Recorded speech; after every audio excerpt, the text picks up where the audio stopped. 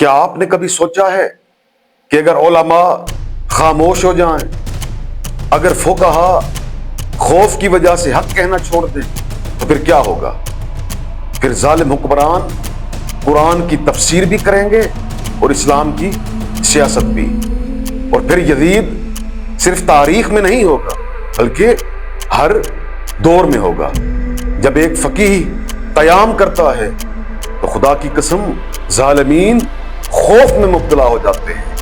کربلا میں امام حسین علیہ السلام بھی کھڑے ہوئے، اور ہمارے زمانے میں ایک فقیہ نے قیام کیا اور وہ فقیہ تاریخ میں امر ہو گیا۔ اس فقیہ کا نام ہے رہبر معظم سید علی خامنائی۔ سارے حقائق اسی چینل پر، چینل کو سبسکرائب کریں اور ویڈیو کو آخر تک دیکھیں۔ اعوذ باللہ من الشیطان الرجیم، بسم اللہ الرحمن الرحیم۔ معزز سامعین و ناظرین، السلام علیکم۔ جیسا کہ آپ جانتے ہیں کہ آج ہمارا موضوع گفتگو ہے کہ اگر فقیہ قیام نہ کرے تو ظالم حکمران دین اور دنیا دونوں تباہ کر دیتے ہیں۔ انشاءاللہ مکمل حقائق قرآن سے اور اہل بیت علیہم السلام کی تعلیمات کے حوالے سے آپ لوگوں کے سامنے بیان کیے جائیں گے۔ معزز بہنوں اور بھائیوں سے گزارش کروں گا کہ ویڈیو کو آخر تک دیکھیے گا۔ میرے نوجوان دوستو، ایک اہم سوال، کیا دین صرف عبادت کا نام ہے یا پھر دین کا مطلب ظلم کے نظام کو چیلنج کرنا بھی ہے؟ کیا ہم لوگ آج مسجدوں کے نام پر مسجدوں کے اندر محدود ہو جائیں، خود کو اللہ کے لیے وقف کر دیں، یا پھر دین کو صرف اپنا اوڑھنا بچھونا بنا لیں، یا پھر دین کی نصرت بھی ہم پر واجب ہے؟ یہ ایک اہم سوال ہے۔ اگر علماء صرف منبر و محراب تک محدود ہو جائیں تو پھر امت کو ظالمین سے کون بچائے گا؟ یہ ایک ایسا سوال ہے کہ جس کا جواب انشاءاللہ آج کی اس ویڈیو میں آپ لوگوں کے سامنے بیان کیا جائے گا۔ معزز سامعین، قرآن ہمیں واضح بتاتا ہے کہ خاموشی کبھی غیر جانبدار نہیں ہوتی، بلکہ خاموشی ظلم کے لیے طاقت بن جاتی ہے۔ تاریخ کبھی ایسے کرداروں کو معاف نہیں کرتی جنہوں نے دین کو صرف اوڑھنے بچھوڑنے کے لیے استعمال کیا، جبکہ دین کو جب ضرورت پڑی تو دین کی نصرت نہیں کی۔ میرے نوجوان دوستو، تاریخ کا سب سے خطرناک ترین لمحہ وہ نہیں ہوتا جب ظالم طاقتور ہو جائے، بلکہ تاریخ کا سب سے خطرناک ترین لمحہ وہ ہوتا ہے جب ایک فقیہ، جب ایک عالم خاموش ہو جائے، جب منبر خاموش ہو جائیں، جب دین کے محافظ مصلحتوں میں گم ہو جائیں، تو پھر ظالم صرف حکومت نہیں کرتے بلکہ دین کی تقدیر بھی لکھتے ہیں اور دین کو سیاست کے نام پر استعمال بھی کرتے ہیں۔ میرے نوجوان دوستو، امیر کائنات امیر المومنین علی ابن ابی طالب علیہ السلام نے ایک ایسا اصول دیا جو ہر دور کے فقیہ کے لیے ایک انقلابی منشور ہے۔ امیر کائنات فرماتے ہیں، وما اخذ اللہ علی العلماء اللہ یقار علی قزۃ ظالم ولا صاغب مظلوم۔ اللہ نے علماء سے عہد لیا ہے کہ وہ ظالم کی عیاشیوں پر اور مظلوم کی بھوک پر خاموش نہیں رہیں گے۔ میرے نوجوان دوستو، یہ کوئی عام جملہ نہیں ہے، یہ اللہ کا عہد ہے۔ اگر فقیہ قیام نہ کرے تو امت کا سہارا ٹوٹ جاتا ہے۔ آج کے زمانے کا فقیہ رہبر معظم سید علی خامنائی جرت اور استقامت کی مثال، گردن کٹا دی مگر سر نہیں جھکایا۔ یہی وہ جرت ہے جو ہمیں یاد دلاتی ہے کہ یہ فقط مولا علی علیہ السلام کا جملہ نہیں ہے بلکہ ہر دور میں ہر فقیہ کے لیے انقلاب کا راستہ ہے۔ معزز سامعین، جب ظلم بڑھ گیا تو پھر تاریخ کے صفحوں پر امام حسین علیہ السلام کا وہ جملہ بہت کچھ رقم کر گیا۔ امام حسین علیہ السلام نے کیا فرمایا؟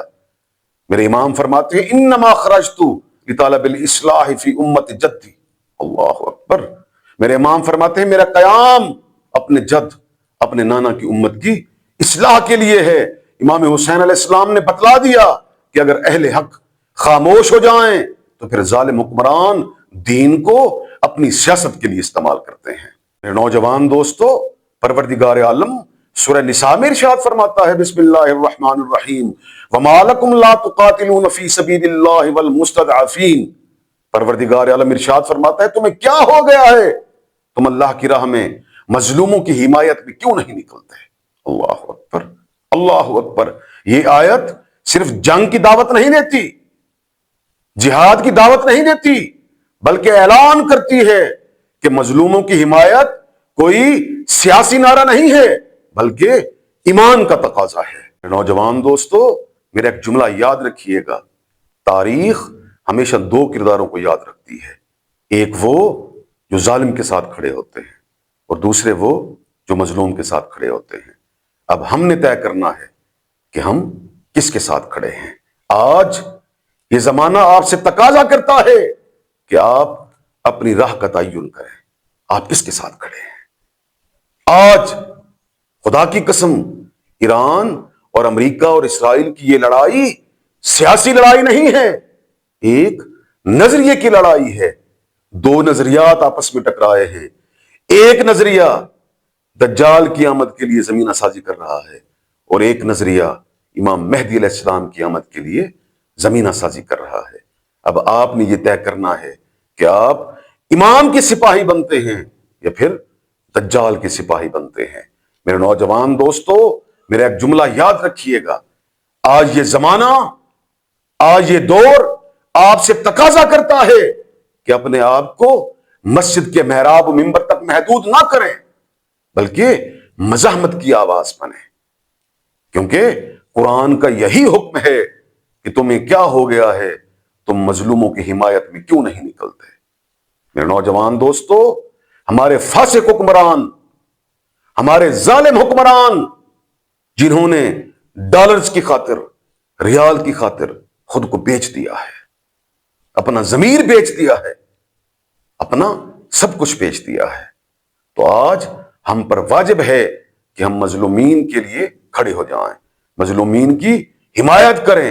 आज तमाम दुनिया में ईरान अगर अकेला है तो खुदा की कसम वही मिसाल सादिर आ रही है कि जब इमाम हुसैन अलैहिस्सलाम करबला के मैदान में खड़े थे और आपने एक जुमला फरमाया था, हल मिन नासिरिन यंसुरुना, कोई है मेरी मदद करने वाला।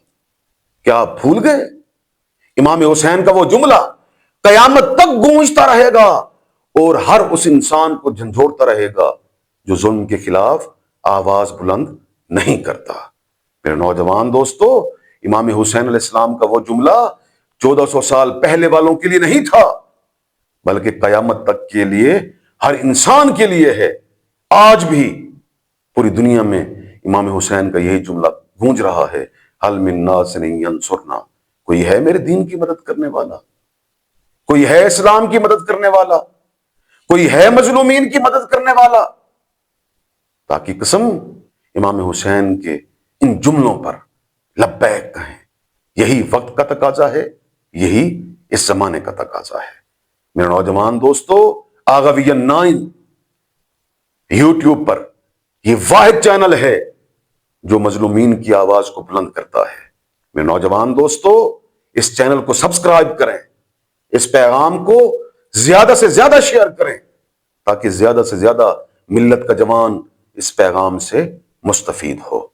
मुझे उम्मीद है, मुझे यकीन है कि आप इस पैगाम को शेयर भी करेंगे, लाइक भी करेंगे और चैनल को लाजमी सब्सक्राइब करेंगे।